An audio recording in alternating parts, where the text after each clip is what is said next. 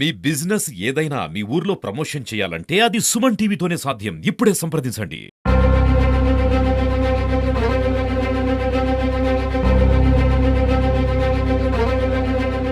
నమస్తే, welcome to Suman TV. Nizamabad జిల్లా వ్యాప్తంగా ఇప్పటికే దొంగతనాలు రోజు రోజుకి పెరిగిపోతూనే ఉన్నాయి. నిన్న నిజామాబాద్ జిల్లాకు సంబంధించి ఏదైతే కొన్ని ఏరియాల్లో దొంగలు హల్చల్ క్రియేట్ చేశారు.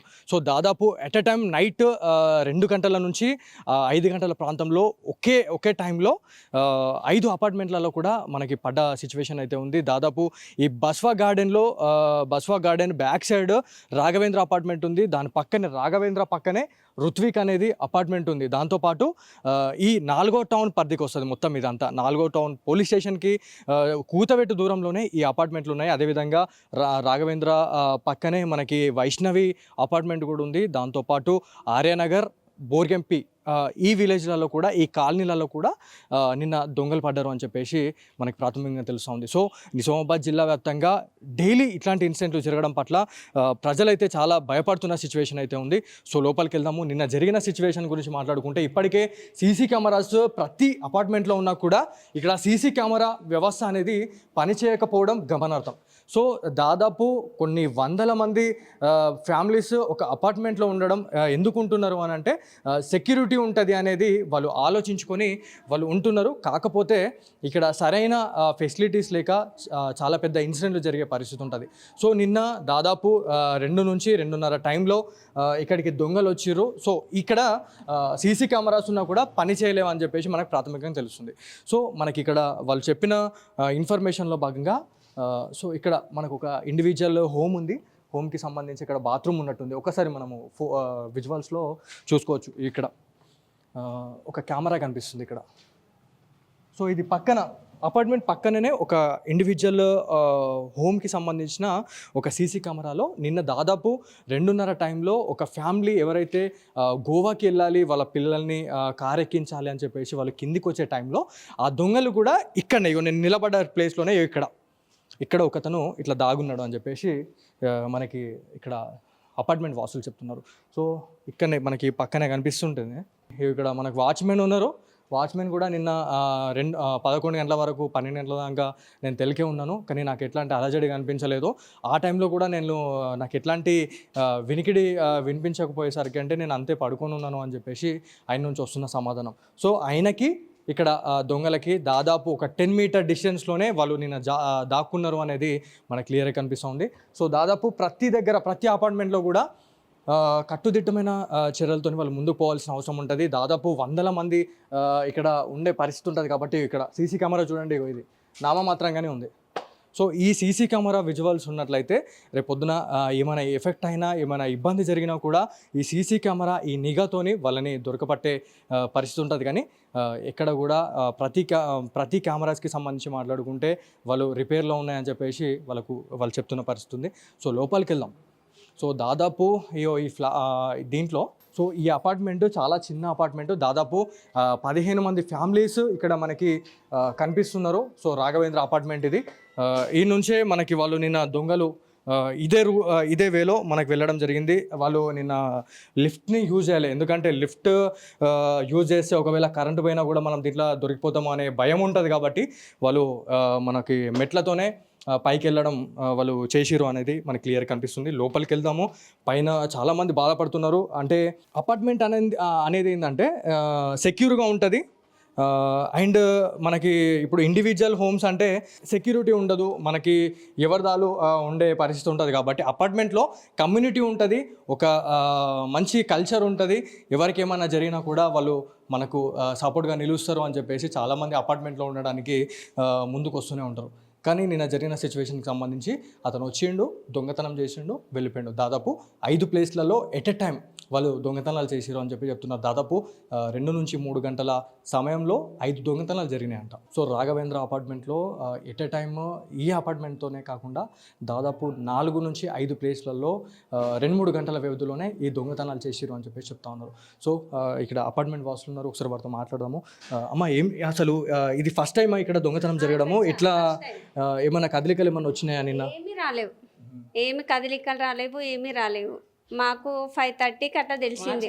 వాచ్మెన్ ఉంటాడు కదా, తను 5 నుండి క్లీన్ చేస్తా అని పైనుండి వచ్చి మమ్మల్ని లేపాడు. మాకు 5:30కి తెలిసింది దీంట్లో అపార్ట్మెంట్లో అందరికి దొంగతనం జరిగిందని అప్పుడు తెలిసింది. మాకు 5కి తెలిసింది. అట్లా అప్పుడు అందరం వెళ్ళి పైకి చూసాం. సో పెట్రోలింగ్ వెహికల్స్కి సంబంధించి కూడా కింద మీరు మాట్లాడుకుంటా ఉన్నారు వేరే వాళ్ళు, ఇట్లా పెట్రోలింగ్ సరిగ్గా జరుగుతూ ఉంటే ఇట్లాంటి దొంగతనాలు జరిగేవి కావు అని చెప్తా ఉన్నారు. అమ్మ ఏం చెప్పాలనుకుంటున్నారు మీరు? అదే పెట్రోలింగ్ సరిగ్గా జరగట్లేదండి, మాకైతే ఆవాజ్ రావట్లేదు పెట్రోలింగ్ది. నాకు 7:30 దాకా తెలియదు, నాకు చెప్పాలి, నాకు కొంచెం చెప్పారు, ఏదన్నా చుట్టాలు చెప్పారు, మా వాళ్ళు చెప్పారు, నాకు ఈ విషయం ఇది హార్ట్ ఉందని విషయాలు ఇవి చెప్పారు అన్నట్టు. నాకు 7:30కి అట్లా తెలిస్తే వీళ్ళు వచ్చి కనుక్కున్నాను నేను, ఏమైంది ఎట్లయింది అని అంటే, ఆంటీ నీకు చెప్పలేదు, నువ్వు మళ్ళీ పరేషాన్ అవుతావని చెప్పలేదు అని అన్నారు. సీసీ కెమెరాలు కూడా మీ దాంట్లో పనిచేయట్లేదు అని చెప్పేసి నిజమేనా? వస్తున్నాయి అన్నారు. నేను ప్రొద్దున నిన్న 9 గంటలకు వచ్చి అదేదో కాయలు పోయిందంట, దాంట్లో అవి రికార్డ్ అవుతలేదంట, అవి పని చేస్తున్నాయంట. 6 నెలల నుంచి కూడా పని చేయట్లేదు అని చెప్పేసి కొంతమంది చెప్తున్నారు, బాధపడుతూ ఉన్నారు. సో అది నిజమేనంటారా? అవును, పని చేయట్లేదు, నాకు తెలియదు, నిన్న పని చేస్తున్నాయి అని చెప్పిండ్రు నాకు నిన్న.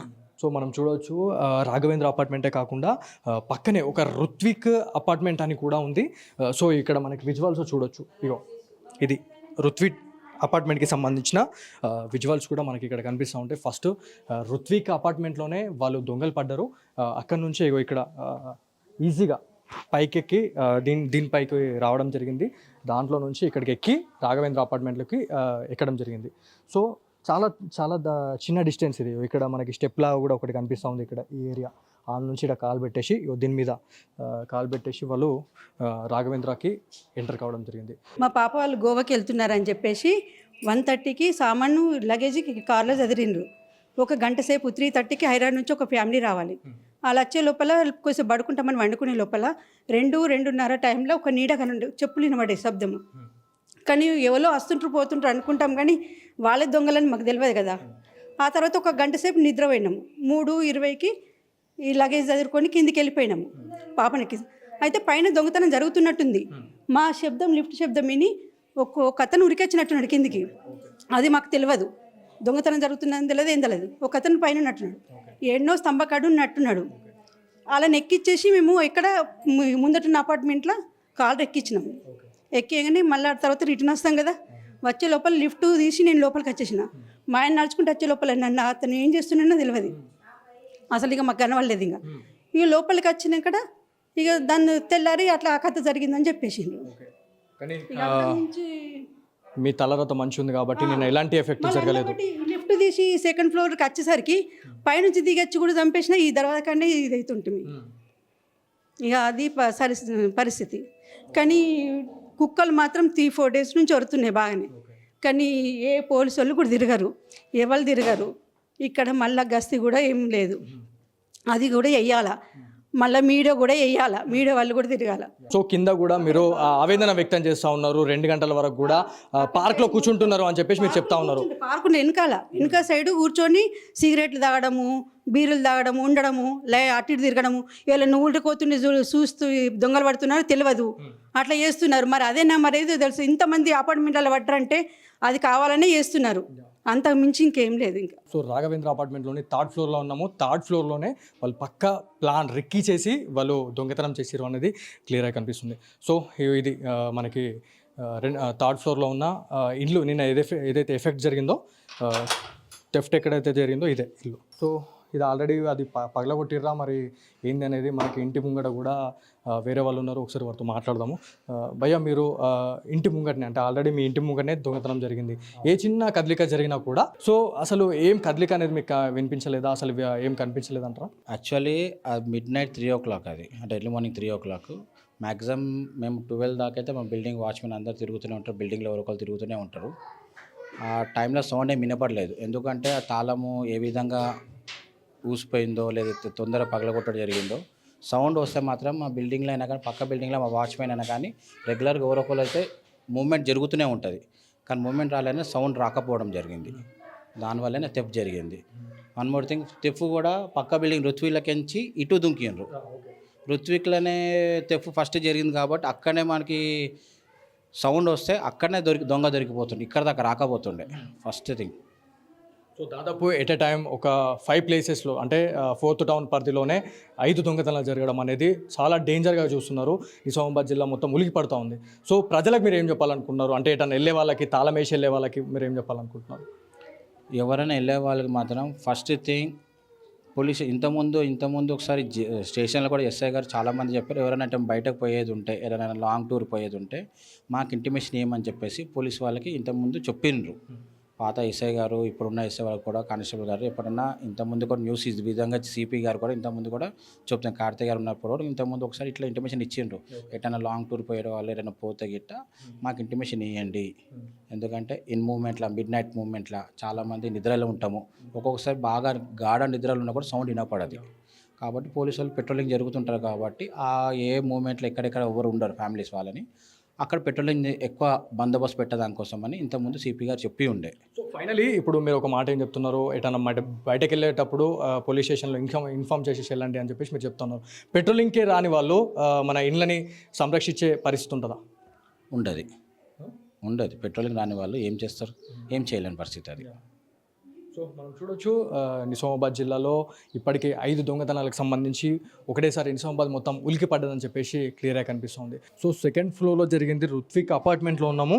సో ఎట్ ఎ టైమ్ 5 ఇన్సిడెంట్లు జరిగినాయి నిజామాబాద్ జిల్లాలోనే.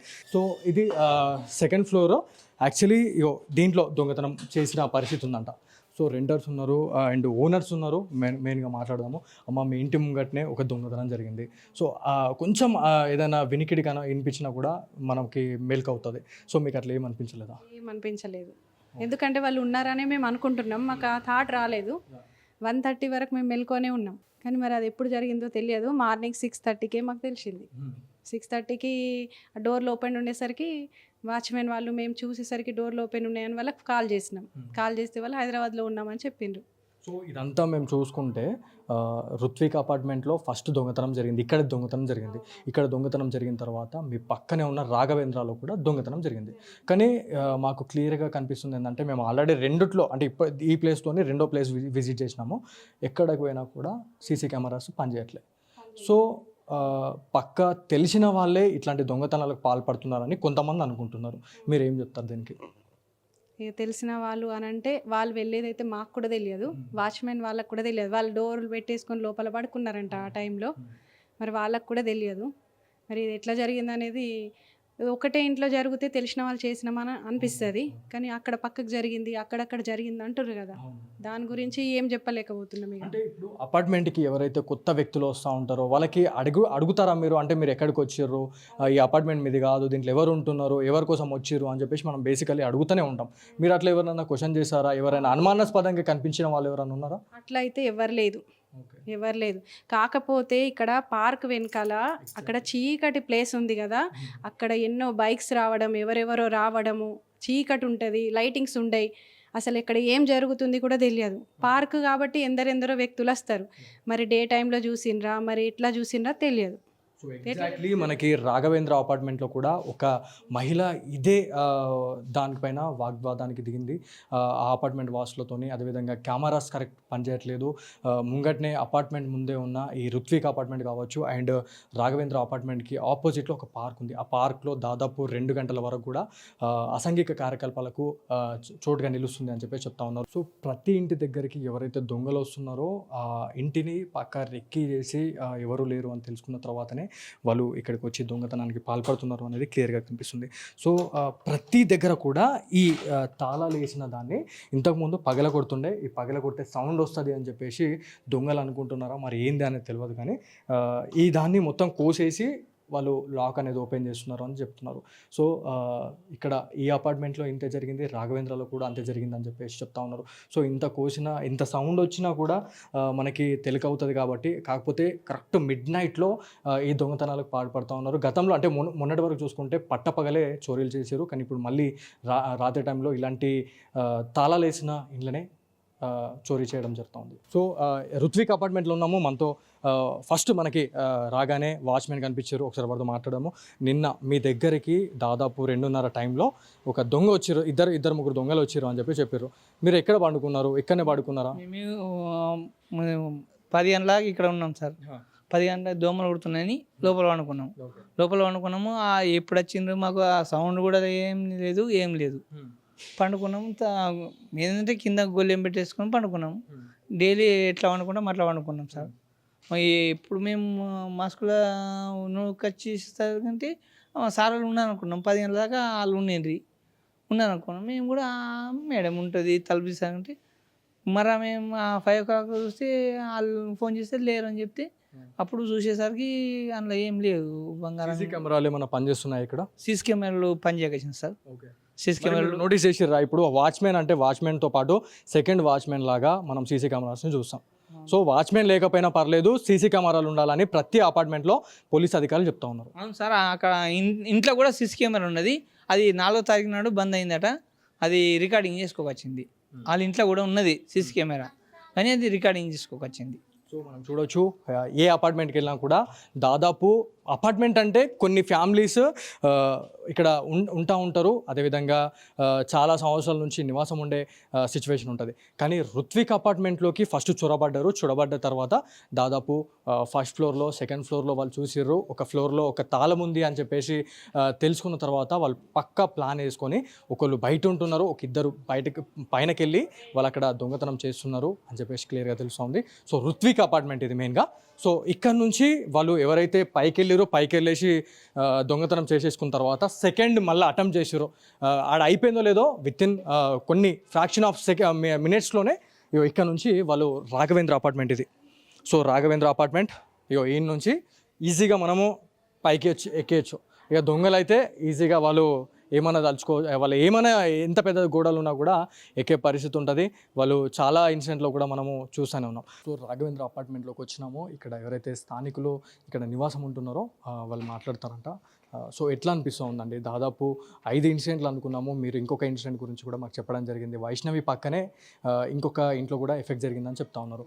సో పెట్రోలింగ్ పరంగా మీరు ఏం చెప్పాలనుకుంటున్నారు పోలీస్ అధికారులు? పెట్రోలింగ్ పరంగా అంటే నైట్ రౌండ్స్ ఉండాలి కంపల్సరీ, షూర్గా. అది అలర్ట్ బట్టి సౌండ్ ఈవెన్ 2 వరకైనా ఉంటే కొంచెం వాళ్ళు ప్లాన్గా అలర్ట్ ఉంటారు ముందే. యాక్చువల్లీ ఏంటంటే వాళ్ళకి ఫర్దర్గా స్టెప్ వేయడానికి కానీ దేనికైనా బాగుంటుంది.